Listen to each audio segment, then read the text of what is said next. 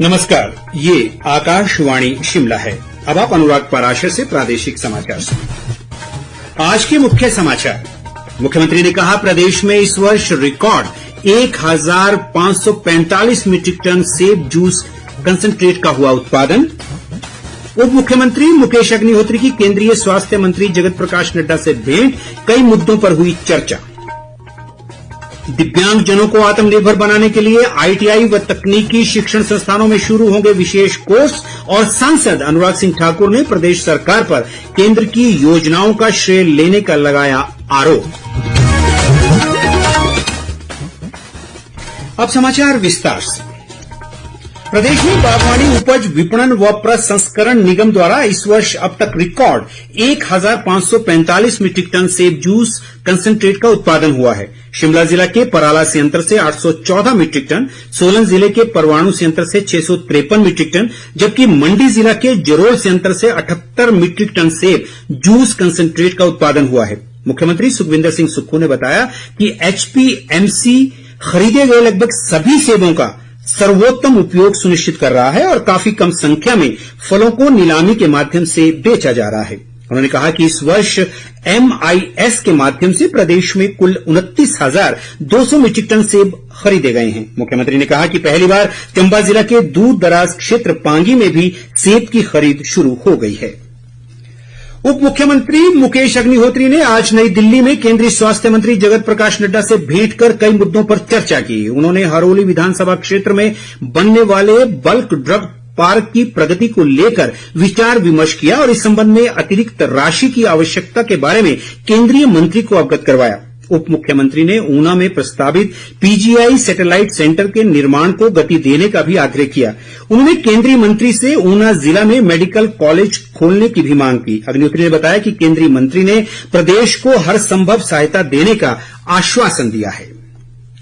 विपक्ष के नेता जयराम ठाकुर ने प्रदेश कांग्रेस सरकार पर खेलों को हतोत्साहित करने का आरोप लगाया है। एक बयान में उन्होंने कहा कि सरकार अब खेल खिलाड़ी टैक्स योजना लेकर आई है, जिसके तहत खेल और खिलाड़ियों के ऊपर टैक्स लगाया जा रहा है। जयराम ठाकुर ने कहा कि केंद्र सरकार जहां एक और खेलो इंडिया के माध्यम से खेलों को प्रोत्साहित कर रही है, वहीं कांग्रेस खेल और खिलाड़ियों पर टैक्स लगाकर इन्हें प्रदेश की आय का साधन बनाने का प्रयास कर रही है। उन्होंने कहा कि प्रदेश सरकार पहले भी 12 वर्ष से कम आयु वर्ग के टूर्नामेंट के आयोजन पर रोक लगा चुकी है और अब टैक्स लगाकर खेलों के प्रति सरकार का ये दृष्टिकोण शर्मनाक है।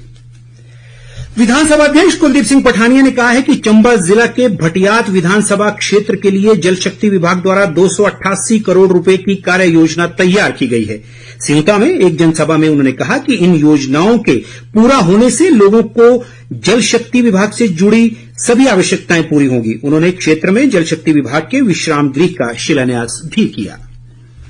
भारतीय डाक विभाग कल 7 अक्टूबर से 11 अक्टूबर तक राष्ट्रीय डाक सप्ताह का आयोजन करने जा रहा है। इस दौरान 7 अक्टूबर को मेल एंड पार्सल दिवस, 8 अक्टूबर को फिलेटेली दिवस, 9 अक्टूबर को विश्व डाक दिवस, 10 अक्टूबर को अंत्योदय दिवस और 11 अक्टूबर को वित्तीय सशक्तिकरण दिवस के रूप में मनाया जाएगा। डाक सेवाएं हिमाचल परिमंडल के निदेशक बिशन सिंह ने बताया कि डाक सप्ताह के दौरान विभाग की सेवाओं के प्रचार प्रसार के कार्य व राजस्व अर्जन की वृद्धि पर जोर दिया जाएगा।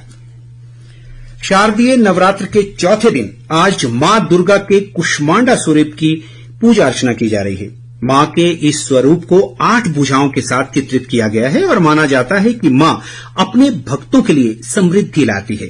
प्रदेश में स्थित प्रसिद्ध शक्तिपीठों ज्वालामुखी, चिंतपूर्णी, चामुंडा देवी, नैना देवी और ब्रजेश्वरी देवी सहित अन्य धार्मिक स्थलों में सुबह से ही श्रद्धालुओं का तांता लगा हुआ है। श्रद्धालुओं की सुविधा और सुरक्षा के लिए स्थानीय प्रशासन ने विशेष प्रबंध किए हैं। नवरात्र के चलते स्थानीय लोगों सहित बाहरी राज्यों से बड़ी संख्या में श्रद्धालु इन दिनों प्रदेश के धार्मिक स्थलों का रुख कर रहे हैं। शिमला के जुंगा में 16 से 19 अक्टूबर तक फ्लाइंग फेस्टिवल आयोजित किया जाएगा। यह आयोजन पर्यटन विभाग, जिला प्रशासन और MSME मंत्रालय सोलन के संयुक्त प्रयासों से किया जा रहा है। ग्रामीण विकास मंत्री अनिरुद्ध सिंह ने बताया कि इस फेस्टिवल के आयोजन का उद्देश्य राज्य में पर्यटन गतिविधियों को बढ़ावा देना है। राज्य सरकार दिव्यांगों को आत्मनिर्भर व स्वावलंबी बनाने के लिए आईटीआई व अन्य तकनीकी शिक्षण संस्थानों में विशेष तकनीकी कोर्स शुरू करेगी। हमीरपुर में आज विशेष बच्चों के एक स्कूल के समारोह में तकनीकी शिक्षा मंत्री राजेश धर्माणी ने कहा कि हालांकि कई संस्थानों में कुछ कोर्स पहले से ही चलाए जा रहे हैं, लेकिन बदलती जरूरतों के अनुसार कुछ अन्य कोर्स भी शामिल किए जाएंगे। उन्होंने कहा कि इन संस्थानों के अलावा कौशल विकास निगम के माध्यम से भी अल्प अवधि के कोर्स करवाए जा सकते हैं। उन्होंने बताया कि सरकार सोलन जिले में दिव्यांगजनों के लिए एक बड़ा संस्थान खोलेगी, जिसमें प्रशिक्षण व पुनर्वास सहित सभी आधुनिक सुविधाएं मिलेंगी। पूर्व केंद्रीय मंत्री व सांसद अनुराग सिंह ठाकुर ने प्रदेश सरकार पर केंद्र की योजनाओं का श्रेय लेने का आरोप लगाया है। वे आज सुजानपुर विधानसभा क्षेत्र के कुठेड़ा में एक जनसभा में बोल रहे थे। उन्होंने कहा कि कांग्रेस कार्यकाल में प्रदेश में सड़कों की हालत बेहद खस्ता बनी हुई है और 27,000 करोड़ रुपए से अधिक का कर्ज लेने के बावजूद विकास कार्य करवाने के लिए सरकार के पास बजट नहीं है। अनुराग ठाकुर ने कहा कि केंद्र सरकार प्रदेश में रेल नेटवर्क को बढ़ाने के लिए प्रयास कर रही है, लेकिन प्रदेश सरकार की ओर से रेलवे के हिस्से की 1,400 करोड़ रुपए की राशि का केंद्र सरकार को भुगतान नहीं किया गया है। भाजपा के सदस्यता अभियान की चर्चा करते हुए उन्होंने कहा कि प्रदेश में 16.5 लाख सदस्य बनाए गए हैं। लोक निर्माण मंत्री विक्रमादित्य सिंह ने कहा है कि सरकार सभी शैक्षणिक संस्थानों में शिक्षा के साथ साथ खेलों को बढ़ावा देने के लिए प्रतिबद्ध है। शिमला जिले के सुन्नी में 14 वर्ष से कम आयु वर्ग की छात्राओं की राज्य स्तरीय खेलकूद प्रतियोगिता के शुभारंभ पर उन्होंने कहा कि राज्य सरकार शिक्षा प्रणाली में सुधार के लिए निरंतर प्रयासरत है। विक्रमादित्य सिंह ने बताया कि बसंतपुर में बहुतकनीकी संस्थान खोलने के लिए पहले चरण में 3 करोड़ रुपए मंजूर किए गए हैं और सभी औपचारिकताएं पूरा करने के बाद निर्माण कार्य जल्द शुरू किया जाएगा। उन्होंने कहा कि सुन्नी शहर के लिए 25 करोड़ रुपए की एक बड़ी उठाऊ पेयजल योजना भी निर्मित की जा रही है। कुल्लू का अंतर्राष्ट्रीय दशहरा उत्सव 13 से 19 अक्टूबर तक आयोजित किया जाएगा। उत्सव के दौरान Himachal Pradesh state electricity board ऊर्जा मेले का आयोजन करने जा रहा है। ऊर्जा मेले में उपभोक्ताओं को विद्युत आपूर्ति से जुड़ी समस्याओं के निवारण के बारे में जानकारी दी जाएगी। बोर्ड के सलाहकार लोक संपर्क ने बताया कि इस उत्सव में बोर्ड का एक झांकी के माध्यम से लोगों को विद्युत संबंधी जागरूकता संदेश देने का भी कार्यक्रम है।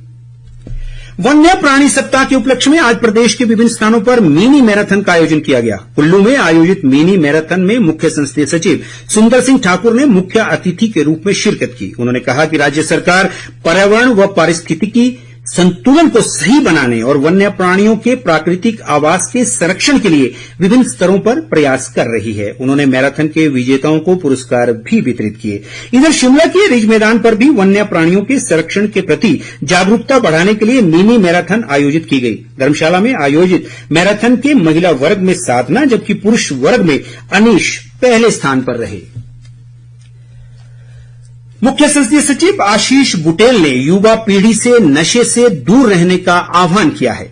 पालमपुर के कल्यारकड़ में एक खेल प्रतियोगिता के समापन पर उन्होंने कहा कि खेलों के आयोजन से युवा अपनी ऊर्जा का सकारात्मक उपयोग करने के अलावा नशे जैसी कुरीतियों से भी दूर रहते हैं। उन्होंने बताया कि पालमपुर में पुलिस विभाग द्वारा नशे के खिलाफ मुहिम शुरू की गई है ताकि युवा पीढ़ी नशे से दूर रह सके। प्रतियोगिता में क्षेत्र की 25 टीमों ने भाग लिया। और अंत में मुख्य समाचार एक बार फिर। मुख्यमंत्री ने कहा, प्रदेश में इस वर्ष रिकॉर्ड 1,545 मीट्रिक टन सेब जूस कंसंट्रेट का हुआ उत्पादन। उप मुख्यमंत्री मुकेश अग्निहोत्री की केंद्रीय स्वास्थ्य मंत्री जगत प्रकाश नड्डा से भेंट, कई मुद्दों पर हुई चर्चा। दिव्यांगजनों को आत्मनिर्भर बनाने के लिए आईटीआई व तकनीकी शिक्षण संस्थानों में शुरू होंगे विशेष कोर्स। और सांसद अनुराग सिंह ठाकुर ने प्रदेश सरकार पर केंद्र की योजनाओं का श्रेय लेने का लगाया आरोप। इसके साथ ही ये समाचार बुलेटिन समाप्त हुआ। नमस्कार।